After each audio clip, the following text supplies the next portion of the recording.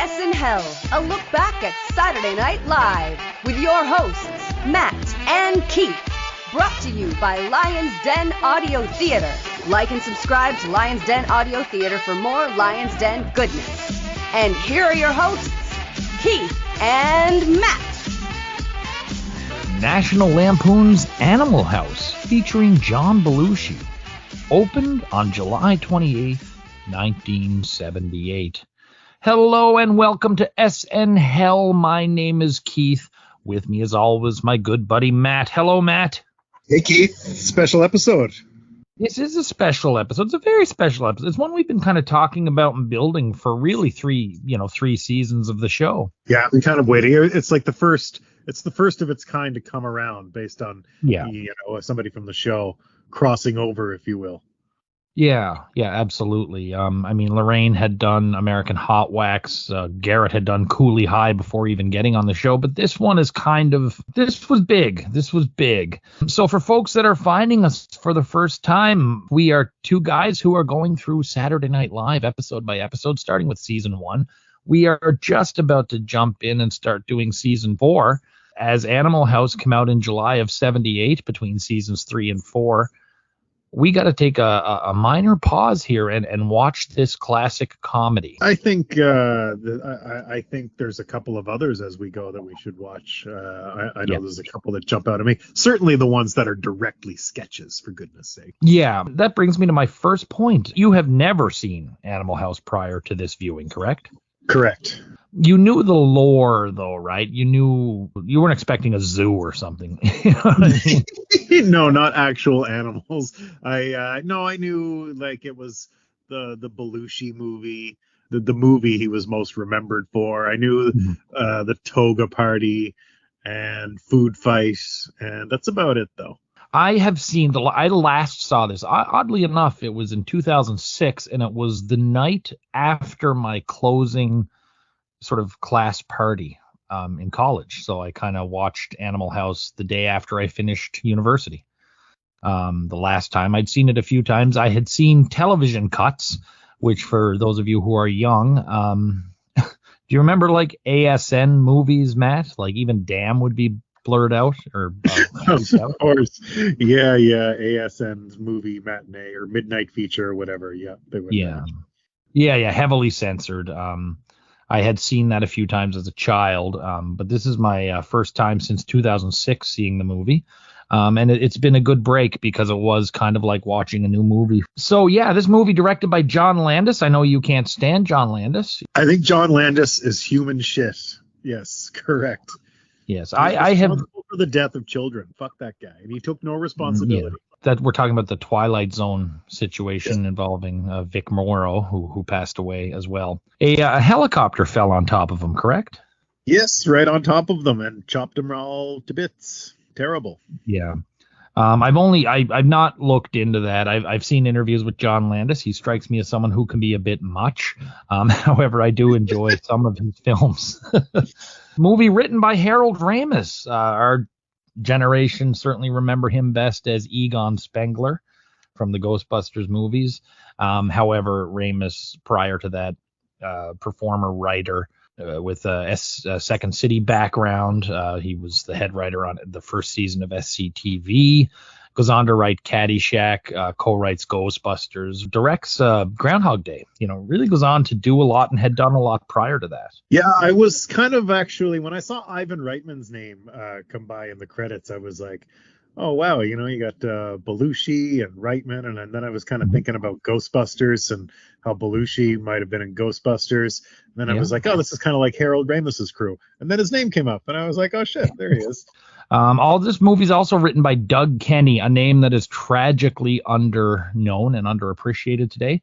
Founder of the National Lampoon magazine, a real powerhouse for his short time on this earth, setting the tone for what comedy would be in the 70s. And Chris Miller, who was also a writer at National Lampoon magazine. The original idea for this was to do a film with Charles Manson in high school called Laser Orgy Girls, I believe. Ooh, that's a Roger Corman title. This movie has a stellar cast. It's starring a ton of people. A lot of them went on to be well known for other roles, or just to be journeyman actors. It is best remembered for Saturday Night Live's John Belushi. He was not the star of the film, but he was definitely the breakout character, and the film becomes the highlight of Belushi's career.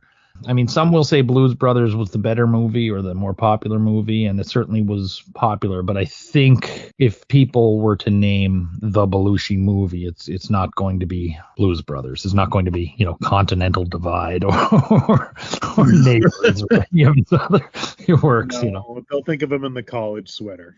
For sure. Yeah, a gift from his younger brother, as a matter of fact. So just a bit about the magazine. National Lampoon magazine. It's spun off from the Harvard magazine, founded by Doug Kenny, Henry Beard, and Robert Hoffman. Very popular with the new generation, the college kids, because it satirized pretty much everything.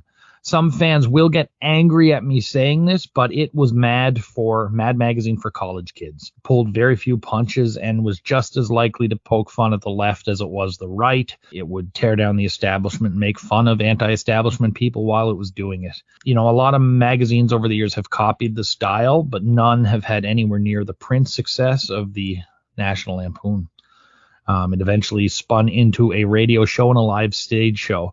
I mean, we missed this because of our ages, Matt, but what a treat to have this weird, satirical, dark magazine and a radio show with all these people, mocking society. I can't imagine how awesome that would have been at the time, It sounds like a lot of fun, yeah. And I mean, I've never seen it. I've never read it. I read about it a little online getting ready for this, but my only comparison, as you said, kind of like Mad Magazine. I didn't know it had quite so many branches, like a radio show and shit like that. It always kind of struck me as if it's National Lampoons, it's going to be good, until the 90s, when it really just seemed to be on a lot of teen sex romps. Class Trip, wasn't it? Or yeah, something like that. Yeah.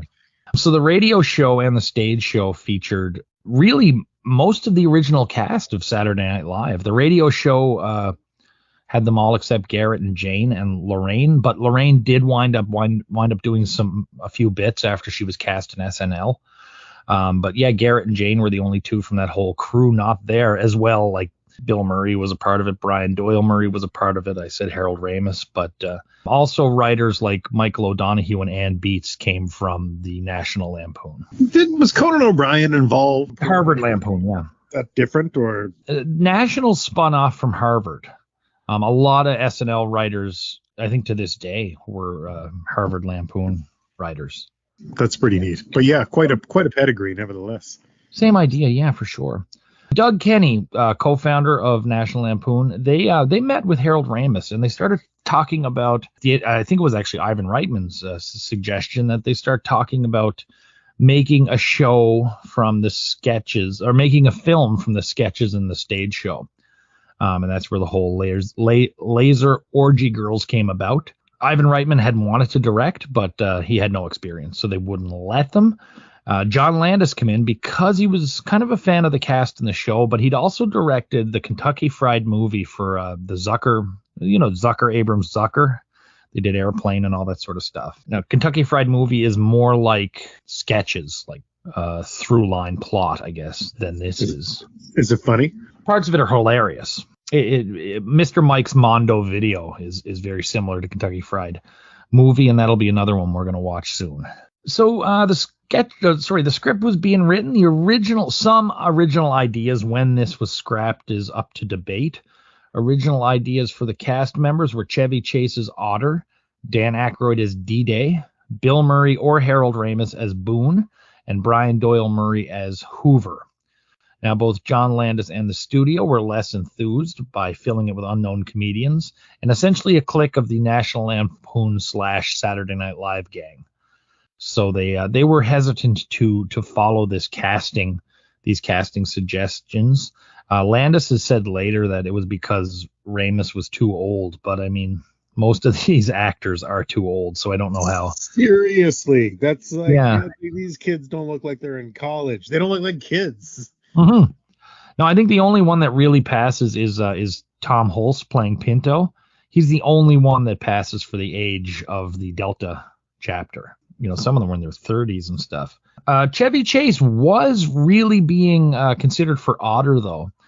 But there's a great story in the 40th anniversary book where they said, well, Chevy, if you make foul play, you're the lead. But if you play Otter, you're only going to be part of an ensemble. So Chevy jumped at foul play instead and has regretted it ever since. Classic Chevy. A man of many regrets. Dan Aykroyd was either not interested because he allegedly wanted to stick around and really keep SNL afloat and not work double duty. But there's also a story that Lorne Michaels said if Aykroyd goes to do the movie, he's going to have to fire him and possibly Belushi as well. Where the truth lies there is up for debate, I suppose. But the cast was mainly filled with like a mix of industry vets like Donald Sutherland and Tim Matheson. And then we have like newcomers like Kevin Bacon, Karen Allen, Stephen Furst, and then some folks in between. And most of the cast really regard the making of this film to be one of the more fun or rewarding experiences of their professional lives. So that no matter what you think of the movie, that's always nice to hear, you know. I had no idea Karen Allen was in this. If I had known Karen Allen was in this, I'd have watched this years ago. I love Karen Allen. Here. She is quite fantastic. She really is. Oh my God. I would watch friggin' Raiders obsessively with her in it. I was excited for the cameo. She looks a lot like Brooke Adams, who was in Invasion of the Body Snatchers with Donald Sutherland. Mm-hmm. But Karen Allen, God love you, Brooke. Karen Allen has aged like fine wine. She is still smoking in her 70s today. Yeah, absolutely. The real name for this show, for this movie, is John Belushi, though. The studios, of course, wanted a bigger name, and they were even suggesting casting against type in order to have the star. But Belushi was really everyone's only pick. By the time the film was getting into production, Landis and Ramis and Kenny and Miller were not agreeing on much, but the one thing they were really big on was having Belushi play the role. If Belushi had turned it down, there was only one other choice that could have played Bluto as they intended. Do you know who that was, by chance? Oh, let me think. 1978. I give up. Meatloaf. Oh my God, I never would have guessed Meatloaf. Well, Meatloaf actually did work on the show as well, the National Lampoon stage show. So he was in the family as well. Belushi was paid $35,000, got a modest bonus, putting him at $40,000, tying him with the Horse for the highest paid actor in the film. Is that for real? That's for real, yeah. As a concession, Belushi gave up his writing credit on Saturday Night Live and would spend Monday through Wednesday in Oregon shooting, and he would go back to New York for SNL from Wednesday through Saturday, and then Sunday he was back on a plane to Oregon. It's going to burn a fella out. Fortunately, though, he was completely sober during the filming, and his wife Judith was with him for a lot of the shooting, which this woman sounds like a saint, really sounds like one of the finest people in the world. She was on set. She helped make the togas with John Landis's wife, Deborah. And Belushi stayed at a different place than the rest of the cast and crew. He apparently stayed at a rented, I've read it was a different hotel, but I've also read it was a rented suburban home. So he would not be around the partying. He took it very seriously, knew it was going to be a big hit, allegedly, and wanted to put his best foot forward. I mean, good for him. That's pretty cool. He knows what he's like. That takes a lot of determination. So he wanted this to work.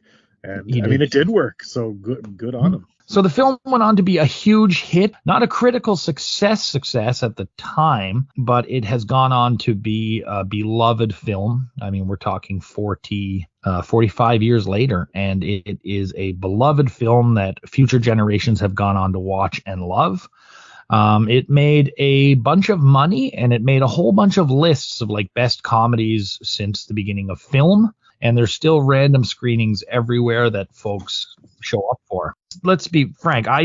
During college, I stayed at home and lived in my mother's basement. went to a college that was 10 minutes away, but you were in the party house at the Party University in Eastern Canada. True. I went to the party school, lived in the party house at the party school. Crazy. And I was not like some frat party guy. I was like into Marilyn Manson and Nine Inch Nails and stuff. So it wasn't like I was yelling for the toga party. No, but I was saw there. more, And don't get me wrong, it's just like anywhere else. You find your people. Eventually you're there long enough, and I stayed there a while, man. I was there for 4 years. Not a lot of people make the whole 4-year run. From what I've heard, most can only handle 2, but for you to make it 4, that's pretty impressive. I chalk it up to being an only child. Like having people around all the time I found soothing in a way other people might not. Mm-hmm. Because I went to visit you once, and I mean, it was a zoo. It was a real animal house. I mean, yes, that wasn't the norm, unfortunately. I mean, how could it not be fun? I'm like 19, 20. Look at where I live. It was awesome. Yeah. The real story of this film to me is its impact on comedy. It inspired a lot of people to make movies like this. Some are good, most are shitty. I sort of see this as the first 80s comedy, though it did come out in 78. In the 70s, there was not a lot of accessible comedy at the time in film. Like people talk about the 70s as this wonderful era of filmmaking, but wasn't so good for the laugh out loud funny. The funny you did find would be buried in other genres. You'd have like a dark comedy like MASH, or there's funny stuff in Star Wars, funny stuff in like Network. But in the US, you had Mel Brooks and you had Woody Allen and you had like a smattering of other stuff. Animal House kind of changes this as studios began to start looking for the next one, and we would get things like Caddyshack and Police Academy and Revenge of the Nerds and Porky's and Meatballs, coming over the next few years. So, I forgot about Porky's. Oh, oh, Porky's, man. Now Porky's takes this and goes a little farther, right? Yeah. I remember the VHS box. I think it was for Porky's 2. There was a big face smoking a cigar, and like the kids were in his fingers or something. But you know what? One thing you said really struck me. This is the first 80s comedy. Yeah, I think so. I agree with that big time. I mean, to think that without this, we wouldn't have gotten fucking Police Academy. Yeah. Come on, we need it. But, I mean, there were also really bad movies that came out of this, like far more bad ones. They were kind of sex comedies, but they were couched in 80s capitalism, you know what I mean? Yeah. I mean, the big one, I guess this is not, well, I guess it depends on what side of the fence you sit on. Maybe you think it was a good one, maybe you think it was a shit one, but the Revenge of the Nerds is the one that really jumped out at me as being direct lineage from this movie. So, like, from the context of, like, our show, where we're talking Saturday Night Live, it is Animal House that shows that at least one of the SNL players could be a big movie star. Chevy's Foul Play had opened 2 weeks before. It did really well. It co-starred Goldie Hawn. But it wasn't the hit, and it didn't have the cultural wham that Animal House did. So, I mean, I don't think we see things like Ghostbusters or The Jerk or even your Planes, Trains, and the Vacation movies necessarily without Animal House being a success, You're right, because it proved that these things can make money. These guys can make money. That's all you need to see sitting behind the desk at the ledger. Yeah, I was just thinking about, like, when you were talking about 70s comedy, I was like, shit, what is 70s comedy? I thought of The Jerk, and then I thought about Woody Allen. I was like, Woody Allen is not like, he's not for the dudes, It's not to sit around and crack a beer and what are we going to watch? What are we going to watch tonight? Manhattan? A bunch of first-year college kids who were half stoned are not going to go watch Hannah and her sisters. You know what I mean? Get out of here.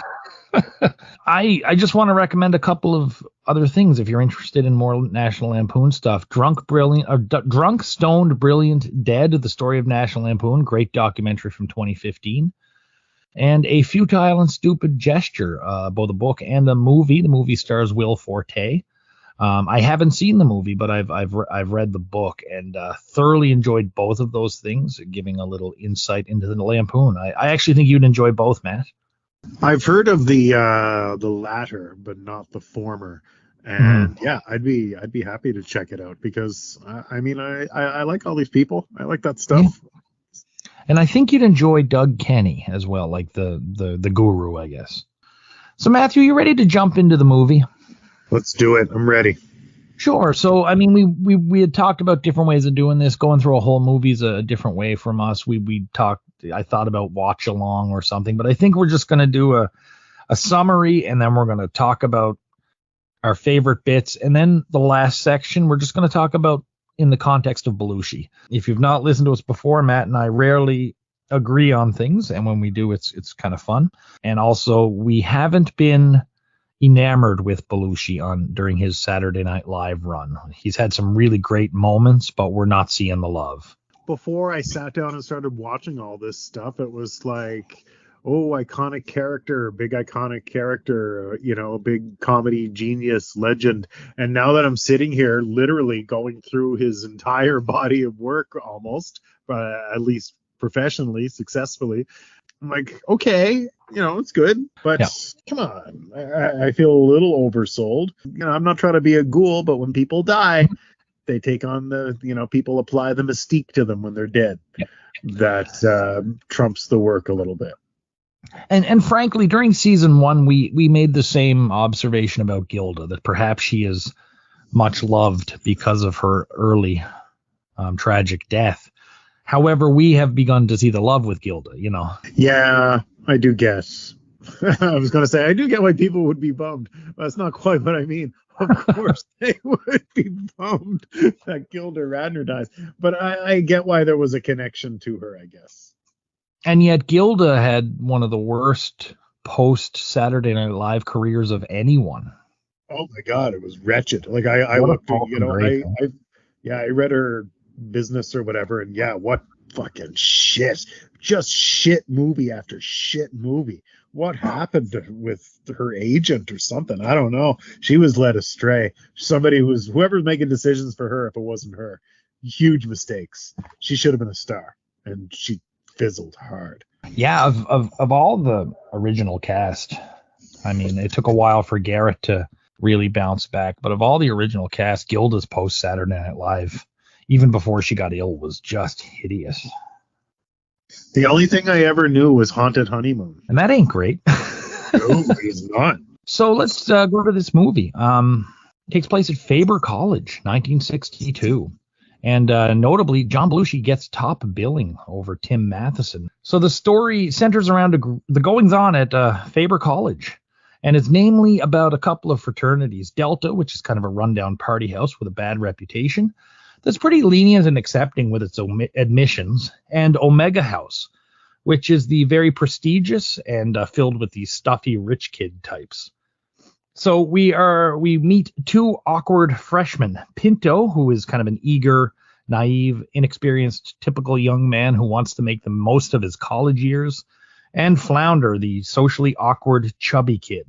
So they're rejected from Omega, but they join the Delta House. The students at Delta House are Boone. He's sort of an everyman. His girlfriend, Katie, played by Karen Allen, has sort of matured, and she wants him to sort of catch up. So he's trying to be a good boyfriend, but also remain a party boy. Otter is a uber ladies man. He's kind of got the slickness of a high-end salesman. We've got Hoove, who we don't get to see too much of. He's a rule-following, law-abiding frat president. D-Day, an enigmatic biker, and Bluto, an almost childlike party slob with a deep sense of loyalty to his friends. Matt, was it clear early on for you getting to know who everyone was right at the beginning? One of my main, if not the main, criticism I have of this movie is I had so much trouble keeping track of and confusing Pinto, Boone, and Otter. And and eventually I was like, you know what? If I don't know if they were all miscast. They were just like three dudes with brown hair. And there was something about their presentation. Like, I'm sure their characters stood out on paper, but watching this movie, they do not stand out from each other. Flounder does, of course, because, look at him, for God's sakes. He's got that hat on. But yeah, between Otter Boone and Pinto, it's like the end of the movie before I'm telling these guys apart. And you know, the movie doesn't seem to give, you know, they're not applying like tons of depth to these characters other than like a little bit with Karen Allen's boyfriend. But even that jackass kisser at the end, oh, I was wild. I was like, what the fuck? After what she did? No way. I was mad. I mean, I know the actors, so that might have made it a little easier. Like Pinto played Amadeus in Amadeus.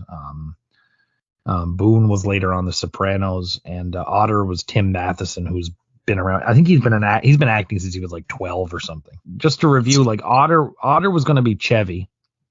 Boone was either going to be Bill Murray or Harold Ramis, and Hoove was going to be Brian Doyle Murray in the original. I'm kind of glad they didn't go that way. And as much as I enjoyed the performance of this, I can totally see why they wanted Dan Aykroyd for D-Day. Yeah, I mean, Dan Aykroyd would have been awesome in this. And he would have really stood out. Like, that's a very distinct character, I think. I'm not saying these dudes are bad actors. Maybe they don't. They're just. But I mean, they're playing such generic college guys that I didn't care which one of them was which at some point in the movie. And it makes me think like that there's a happy medium. When I think of Revenge of the Nerds that I mentioned earlier, like the characters in Revenge of the Nerds, they stick out from each other like sore thumbs. They are like cartoon characters, are so over the top with their differences between like the nerdy Asian guy, the gay black guy, Booger, Poindexter with the Coke bottle glasses and the wild hair. Like they are also uniquely visual as well as these different characters. And these were just such a bunch of regular looking dudes. And I really think that hurt me. So the stuffy Omega House is best exemplified by the preppy Greg Marmalard. He's constantly scheming about how to get rid of Delta or how to cause Delta's downfall. So much so that he becomes his poor girlfriend, Mandy Pepperidge, becomes a little bit sex starved. Mandy turns out was an ex-bedmate of Otter's as well, which kind of fuels some of the plot. The Omega House, along with cranky old Dean Wormer, have decided to work together to get Delta House's charter revoked. We also get the mayor of the town, who's extorting money from the college to host a homecoming parade. He's also very anti-Delta. And we've also got Niedermeyer, who is a member of Omega, but also Flounder, who's an ROTC candidate. He's his commanding officer. The mayor might have been superfluous, but I thought that the bad guys were really well defined. Totally agree. Much better roster of bad guys. Marmalard, which is a name that just made me laugh. Come on. How's his name Marmalard? But, you know, he's got that generic preppy jock thing going. But the other two villains are really over the top. They're so good. Niedermeyer, who of course is the dad from the Twisted Sister video, which is super cool watching him and because I know the Twisted Sister video where he's screaming at his son. And he's like, is that a Twisted Sister pin on your uniform? And so that added extra to this for me, getting to see him like that. And the Dean. Oh, I love the Dean. He was so evil. What a perfect evil Dean. A great bad guys in this movie, for sure. Marmalard, is he so obsessed with Delta that he's impotent now? Is he gay, or is he just one of these uber Christian types? Like, what are they saying? I couldn't get a sense. I know that it came up in conversation, but I couldn't get a sense of what his truth was, you know? Yeah, and I didn't either. He was my least favorite of the villains, and kind of like the quote unquote good guys. Not a super defined character for me outside of, I'm supposed to be in charge. I'm the rich blonde with the pretty blonde girlfriend. But I didn't pick up, maybe he's gay. I didn't get any sense of him other than just your generic rich white boy who wants to hate the nerds. 10 years later, Cary Elwes would have played him. Yeah, good call. So we're following the day-to-day rivalry of the Deltas and the Omegas. And we're following the characters in sort of their day-to-day goofiness and just to give broad strokes of who these guys are. So Otter's goal is basically to bed as many women as possible and to keep the house afloat. His past tryst with Mandy Pepperidge is a kind of a combination. It sets up some scenes where it's kind of a combination of like teasing and maybe hopefully rekindling something depending on the scene. I couldn't get a sense of what Otter was up to beyond just trying to get girls in the sack and keep his frat afloat. Boone, to placate his girlfriend, they hang out with a pot-smoking professor played by Donald Sutherland. Donald Sutherland, one of my absolute favorite actors. How awesome was he in this movie? So awesome and super close to when he did Invasion of the Body Snatchers, to the point where he just looks like what was his name? Matthew Brunell or something like that. The health inspector in Invasion of the Body Snatchers. It could have just been him. They shouldn't have. Oh my God, he could have just been the same character there teaching health sciences or something. Because that's totally something he would do too. I don't think he has a lot of scruples. But oh shit, I wasn't super into the plot and following the plot of this movie. But I tell you what, I was following and what I was interested in, I was invested in, because when I saw that she was with him, I was furious. I was so mad at her and mad at him, like, you fucking skeeve asshole. And just like poor fella, I'm thinking on the other line, like, you're doing his best and this is how she's going to treat you. Fuck you, Karen Allen. Now, it was the 70s and every woman had to get either her top or bottom out. There was pressure on Karen Allen to do it. She didn't want to do it. Donald Sutherland, seeing the way the wind was blowing, said, well, if you get yours out, I'll get mine out. So that's why we see his rear end as well. I think there's something, and it's going to go on for a long time, and it happened and I'm sure it still goes on to some degree, but it's pretty rotten that they were telling Karen Allen that you got to show your ass in the movie. Yeah. It adds nothing to the movie. Zero. It's not a fucking Fast Times at Ridgemont High moment with Phoebe Cates. It's like half a second. She didn't want to do it. Why are you out here making her trying to do it? And, unfortunately, and, I won't be too left wing about it, but it's that kind of shitty attitude that you see from a lot of characters in this film with regards to their treatment of women. So Pinto's trying to make the most of his college life, trying to hook up with a girl. He eventually hooks up with a girl from a downtown grocery store with a terrible secret. Poor Flounder, an ROTC candidate, he's dealing with the harsh bullying from his CEO and just Omega House in general. But he's supported immensely by his brothers, which was kind of a charming thing. In some ways, I found Flounder to be the weakest character of the bunch. Not weak as far as like he was wimpy, weak as far as it was more tropey than all the other characters. Yeah, he didn't need to exist, really, I don't think, because any like funny, stupid fat guy stuff he's gonna do, Belushi's gonna have covered. And so you don't want to, like, so they put him in this hat, they try to make him a simpleton. I don't know, but I also don't believe that a simpleton goes to college. Yeah, I didn't like that character. I mean, he seemed okay. There was at one point I was just laughing at his face. He had his stupid face on. I didn't need him. And I mean, I like Stephen Furst, the actor. I remember him from SNL Elsewhere as a kid. And in one of my favorite movies when I was a kid that I'm scared to rewatch because I'm afraid I won't like it is The Dream Team, a favorite of your father's, if I recall. Oh, yeah, my dad loves The Dream Team. I haven't seen it in a while either. So we really follow these guys through their first few months of that year of college. We see a food fight, a road trip, homecoming parade, of course, a toga party that went on to inspire a slew of real-life toga parties and 1,000 sitcom episodes. And then they, coupled with them getting caught cheating on a test, the house losing its charter, the individual members being expelled, fighting back.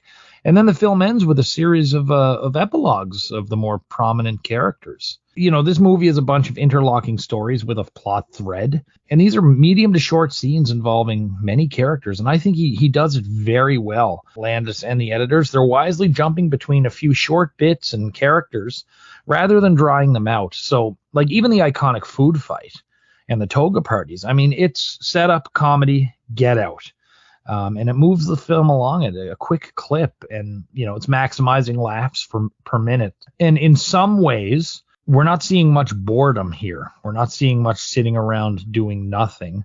And it's kind of making these characters a little more dynamic and at times more likable. Yeah, it does move along at a pretty good clip. It was never boring. I mean, it didn't help me really get to know these characters that I can barely tell apart. But if I'm watching friggin' Animal House, I don't care if I just confused Boone and Pinto. No. Because you landed a good joke and I laughed. Yeah. That's what I want to see. And the big story is Omega versus Delta. That is exactly. There's some real great bits in here that were well staged or well directed, I suppose, well filmed. Everything with the horse was funny. The scene at the grocery store was extremely well done. The homecoming parade was both technically impressive and fun, considering the low budget they had. I thought the comedy stuff was really good. Like, he did a good job showing us the bigger stuff, the foolish stuff, the toga party, the stuff, the big scene stuff with the horse running off with Niedermeyer. But also, I thought he was great at the close-up stuff, the more subtle, the stuff with and then the little tiny gags like the rubber gloves during the hand job. It was a good mix of blatant and subtle, which the subtle is sadly missing from this type of movie. Yeah, you're right. I never even, I think it's a good sign, because this is not, I don't really think of, especially, again, and I'm babbling. I'm not trying to belittle the art form when I say this. Mm-hmm. But I really don't, when I'm watching a comedy, I really don't pay as much attention to the composition of the movie, with little things like that. Because I'm so greedy. I'm just looking for the laugh. Make me laugh, clown. So there's a lot of, but it's weird because I'm not saying that there's obviously inherent skill to it, but for some reason with something like a drama or a thriller, I'll watch it slowly and carefully. And I'll be absorbing nonsense that I probably shouldn't even be absorbing. But when I'm watching a movie like this, a lot of the nuance of the craft slides by me. So some favorite scenes for me. Well, first off, anything Donald Sutherland was in, and anything with a horse, I got a big kick out of. Pinto finding out his new girlfriend's secret at just the absolute worst time. I loved Bluto in the cafeteria line. But my favorite thing for many reasons was Bluto smashing the sensitive folk singer's guitar. I have nothing but appreciation for musicians and their work. However, if you play a guitar and you walk into a room where people are talking and chatting, it is not your turn to open your case and drown all of that out with your version of whatever John Cougar Mellencamp song you happen to know. So Bluto smashing that guitar made me feel real nice. It's always Jack and Diane. This has been a thing I've had an issue with since high school. Last summer, I had plans to go to an Airbnb, like out, one of these nice Airbnbs out in the woods with a couple of friends. I'm excited to get out of the city. My friend says, "Hey, do you mind if my buddy comes? He'll bring his guitar." I'm not going. And she's like, haha. I'm like, no, I'm serious. If this guy comes, okay, but I am going. I have paid to go relax and enjoy this vacation. I will not abide a dude with a guitar on my vacation. I'm singing fucking Don't Look Back in Anger or whatever Oasis song he knows. So I said, I'm not going. And she was like, I can't believe you're being like this. And I'm like, listen, I'm on my way out the door. You're supposed to be picking me up. You're all of a sudden, you're like a dude with a guitar is coming. No way. I didn't sign up for that. I'm out. And so guess what? He didn't go. I did. I had a great time. I am 44 years old, and about a week and a half ago, I was at a party seeing friends for the first time, some of them not since before COVID. And there were 3 distinct groups there, all of them chatting and having a great time. And some fella comes in. He plugged his guitar into the amp. All of us couldn't talk anymore. And I just said to my wife, it's time to go. And somebody jokingly said, I hope it's not the guitarist. And I said, it absolutely is the guitarist. And we left. And honestly, jam sessions, there are bars, there are garages, there are many places you can go to play your guitar. But it is not in the middle of a party when people are talking. If 2 people say, hey, did you bring your guitar? Count the number of people that didn't ask that question. So, Matt, were there any favorite scenes for you that really jumped out? I use some Bluto stuff. We'll talk about it a bit more in depth later, but you're certainly welcome to throw it in here. The scenes that I really enjoyed aren't going to be really much of a surprise. I kind of already touched on them, and because I like the villains so much. So when Niedermeyer is really first losing his shit, when he's doing the shtick that he will do later in the Twisted Sister video, and he's like frothing at the mouth with that weird way of speaking he has, and his lips just quivering, and he's such a bitter, like, oh my god, he was so detestable and so over the top. I thought he was hilarious, so that scene really stood. He was a real hit in this movie for me. And anything with the evil Dean, especially when he first drops double secret probation, which yes, I had no idea was from this movie, because that's a joke that has lived on. I've heard that joke in Futurama. And oh my gosh, when the Dean is on screen, Elmer Bernstein, when the Dean is on screen, he has like this evil theme. And the music gets all menacing.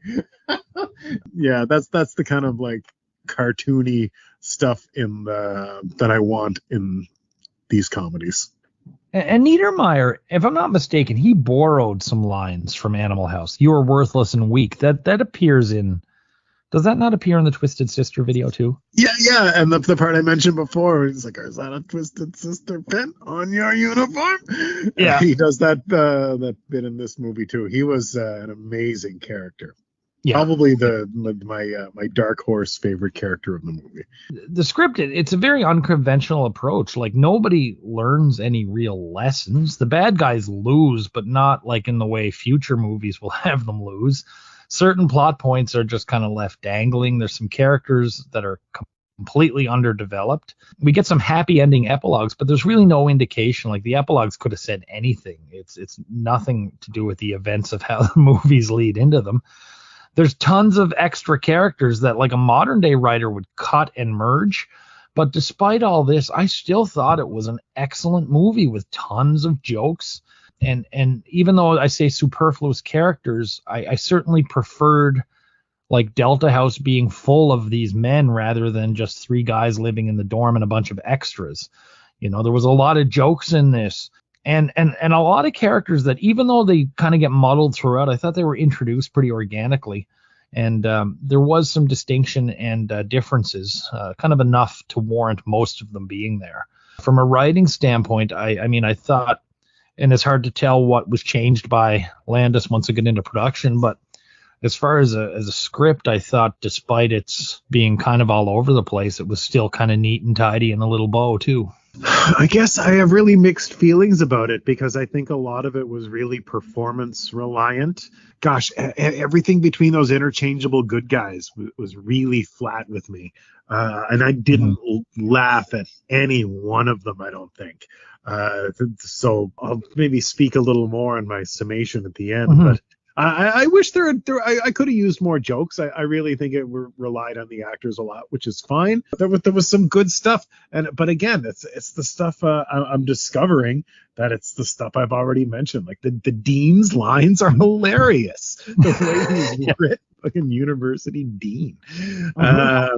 So there's some things that are done really well, but then other parts I just find super boring. And then there's the other third would be, I think you're relying on the actors very heavily. So I guess if I were to grade the writing of the film, I wouldn't get a very good one from me. So yeah, the cast, again, eclectic as far as experience and where they came from. Talented bunch. Most of them have gone on to play many different characters in many different genres. Many of them are still working today. Some of these roles were written for very different performers. And I didn't find anyone was particularly out of place. The ones that really jumped out for me beyond Belushi, of course, were John Vernon as the Dean, Karen Allen, Bruce McGillis as D-Day, and of course Donald Sutherland. were sort of first among equals of my favorites. I thought the cast was fantastic. They were really good. Other than, and I'm sorry to keep picking on it, the interchangeable good guys, I didn't give a shit about. And I'm sure maybe on a second viewing, I mean, I watched the movie once. I watched it today. It didn't sink in with me. But everybody else I thought was great. I even thought Flounder was good casting. He like, that guy looks ridiculous in that hat. It made me laugh to look at him, at the very least. What's his face? The preppy jock bad guy. I thought he was Greg Marmalade. Yeah, or Marmalade, or whatever the frig your name is. How could I forget? Marmalade. Well, that's pretty easy. Anyway, Mr. Marmalade, I thought was really well cast as well. And you know what? Before we get too far away from it, I want to bring it up because I guess I kind of missed my my segue into it earlier. I really hate that this movie is set in the past and that it's just not set in modern day. I hate it. Right. So then I'll say no more for the moment. I thought Mandy Pepperidge was fantastic as well. I thought she did a really good job. Which one was she? She was Greg Marmalade's girlfriend. Oh, yeah, she was pretty good. All things considered, I'm pretty big on this movie, but there are some bad stuff. First and foremost, I gotta say it, the modern audiences today are going to cringe at this movie. And a lot of the things that were abundant in this type of movie going right through to American Pie and beyond. Most of the women are like merely there for sexual device reasons. There's a ton of homophobic language. There's little diversity. The only black guys were band members or bar toughs. There was an Indian guy who, by very nature of being a Sikh, was sitting with the losers at the Omega House at the beginning. And none of the characters, we really never see any growth. Like there's nobody ever sees the error in their ways. On the flip side, like the lack of that kind of makes it more accurate to colleges even in the 90s. You did have your crew who were very quote unquote woke, but they were nowhere near frat houses.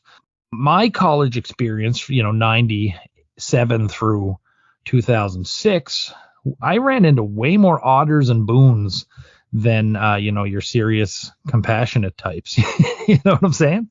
Yeah. A lot of the bad stuff that's in this, the depiction of women, the homophobia, and this is no defense of it, but it's going to get a lot worse before it gets better. Yeah, that's unfortunately true. Since we're never going to watch it for this show, a good example of what you just said.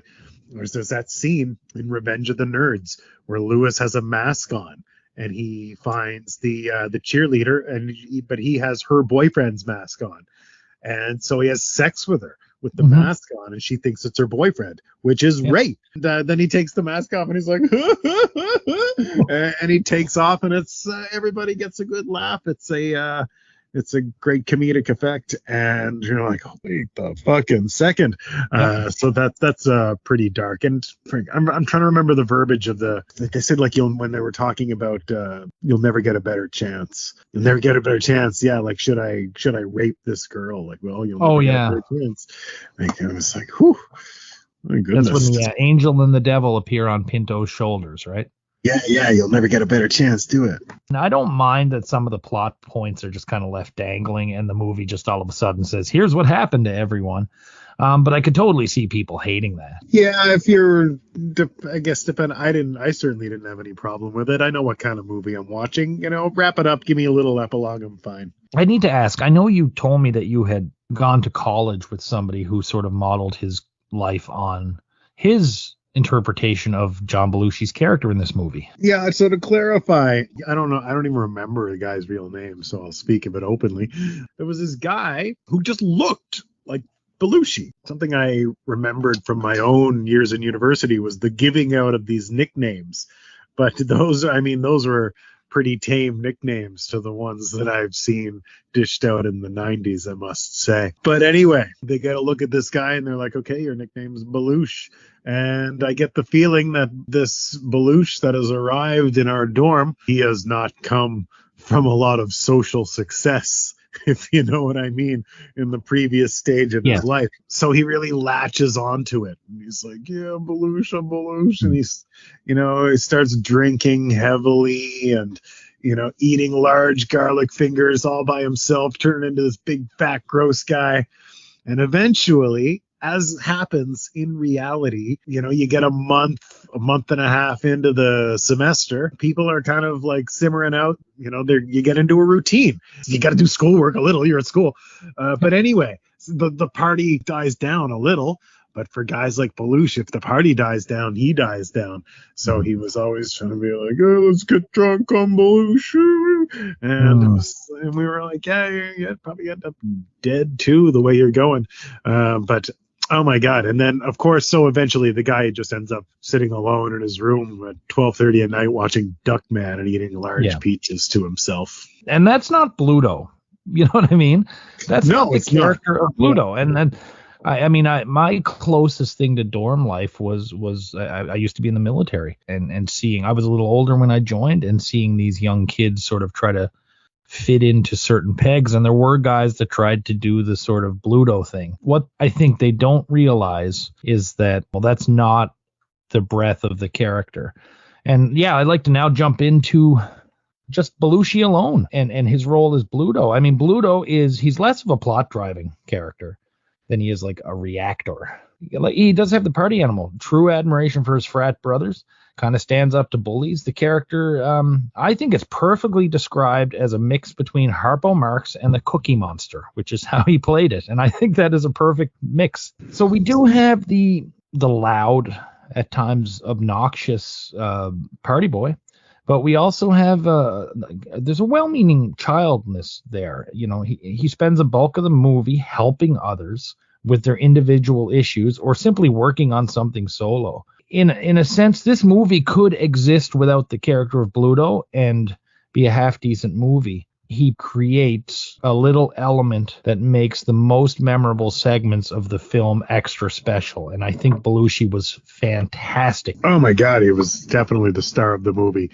He knocks the character out of the park. It's like it's that supporting character that's the show stealer. When I watched Kill Bill, Go-Go, the Japanese girl with the swinging ball, show stealer. Frank the Tank in Old School, show stealer. You're not the main character. You're not driving the plot, but that's what you come back for. That's what you want to see. That's what you talk about. I think the marketing and the nostalgia and the clip shows and all that sort of stuff have actually done a disservice to his performance, because everything you see is like yelling, dancing at the toga, his impression of a zit.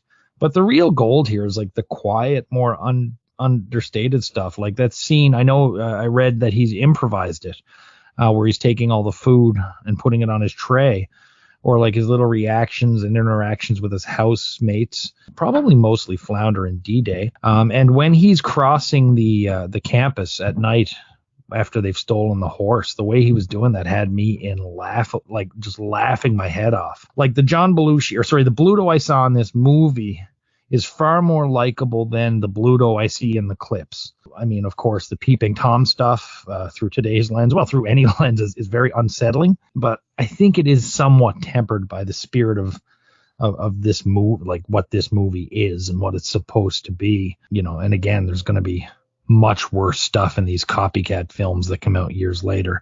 I just thought this is the Belushi that people talk about and remember, more so than what we've seen on Saturday Night Live to this point. Going into this movie, I thought that he was going to be the stereotype that I thought he was. I thought he was going to be like the fat, crass, loud, quote unquote good guy, but also kind of piece of shit, And that is not the character that showed up at all.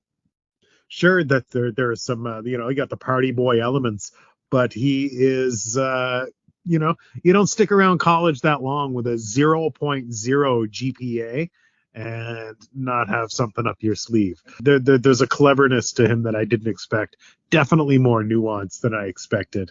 And yeah, it just does not work without him. Well, you know what? It could have very easily, and this is not a knock at this particular performer, but it could have very easily turned into an Artie Lang character. Oh, yeah, I can see that. Yeah, but the sad part is, like, it's the obnoxious side of the character that really survives and is what we're sort of inundated with, eh? It's true, and that's what's most copied. I mean, like you said, this character is going to be, it's like, what do they call that process? Flanderization, where they're just going to take all the cliches and shove new characters down your throat.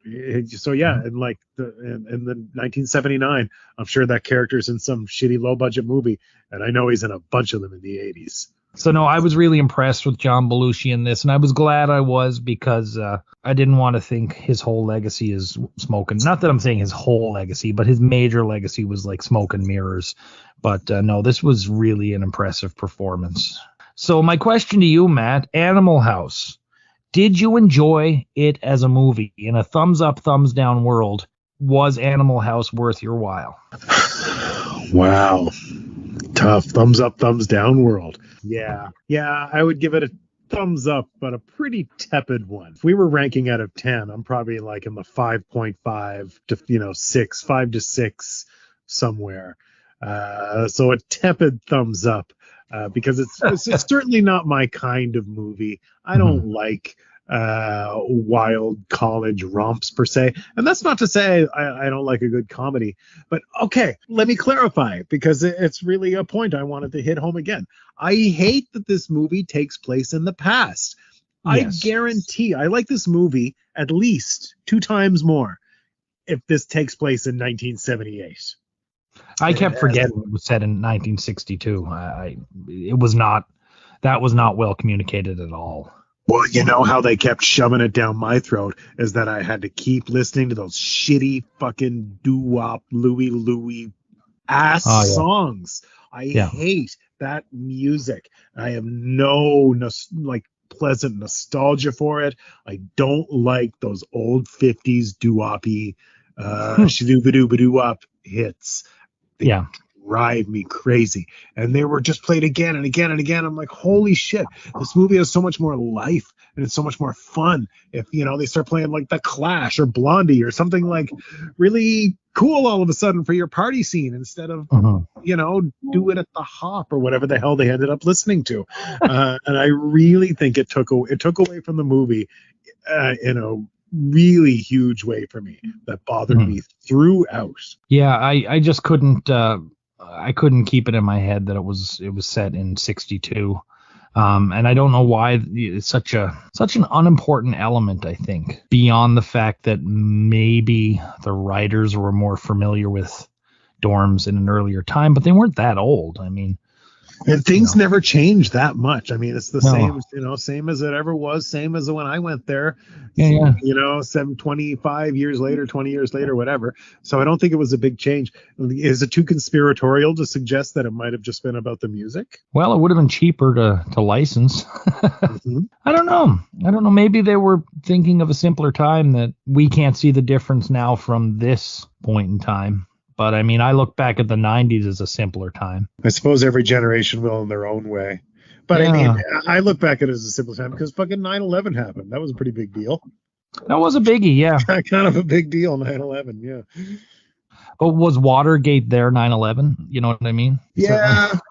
I don't know, but I get what you're saying. I am more positive on this. This is a big thumbs up for me. It was a delight to watch it again. I saw so much more than I remember seeing the first time, and certainly watching it through, like paying extra close attention when Bluto was on screen made it probably more enjoyable. I was really pleased. I was also really pleased to talk to you about this tonight, Matt. This episode. Yeah, we've teased this for a while. I didn't know how it would turn out, if you and I would be further apart on this or what, but it seems like we both landed as close as we ever do. Yeah, I liked it. It certainly wasn't my favorite comedy of all time, not even top 10, but it was fine. I'll never watch it again. And I probably will in another 18 years or so. Seems to be the tradition now. So our next episode, Matt, we are going to be watching a television special called The Things We Did Last Summer. It follows 6 of the cast members over their summer vacation between seasons 3 and 4. That sounds fun. Gary Weiss, I believe, is the director for it all. All the cast, except for Jane, who I think just wanted a vacation and said, I'll see you in September. Really? Did she just check out? She's not involved at all? It doesn't look like it, no. I mean, I haven't watched this before. Yeah, so we've got the Blues Brothers doing a concert. Bill Murray is doing something with baseball. Gilda Radner, I think, gives a tour of her apartment. Lorraine Newman goes on a tour to a warm place, tropics somewhere.